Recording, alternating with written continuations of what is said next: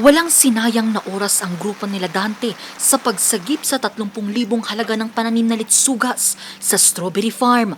Mula kasi alas 6 ng umaga kanina, naramdaman ang walang tigil na buhos ng ulan, dulot ng pinagsamang bagyong Inday at habagat. Pangamba niya na baka malusaw ang pananim sakaling tumaas ang level ng tubig sa Bolo Creek. Baka ma-flood, kaya kahit na gano'n, sinasapalaran namin harbisin. Bakit po?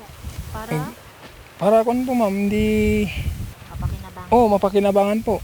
Pag na-flood, di wala kang ma-harvest, wala na, nalugi ka na. Ayon sa La Trinidad LGU, posibleng umabot sa critical level ang level ng tubig ng creek sakaling hindi tumigil ang malakas na buhos ng ulan. Kansilado na rin ang klase sa bayan. Wala pa naman sa critical level yung Balili River at itong Bolo Creek. So, okay pa naman, wala naman tayong reported na flooding. So pero tumas yung tubig sa river pero hindi naman siya umapaw. We always give them advice na kung meron mang sakali na damages, they had to report to their barangay. All farmers affected must report to their barangay with the picture as an evidence na meron silang na damage. So all kinds, hindi lang crops to include also cut flowers and also animals. We are closely coordinating with the barangay captains ng La Trinidad with the 16 barangays na i-report kaagad sa atin kung may mga hazard areas or may mga mapansin sila na pwedeng maka-cause ng disgrasya sa ating mga kababayan.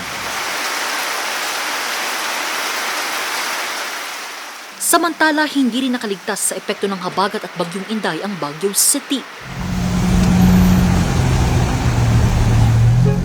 Sa kuhang video ni Rael, kita ang pagtaas ng level ng tubig sa Nagilian Road. Buong maghapon din pinalot ng makapal na hamog ang City of Pines na sinabayan ng malakas na buhos ng ulan na may pabugso-bugsong hangin.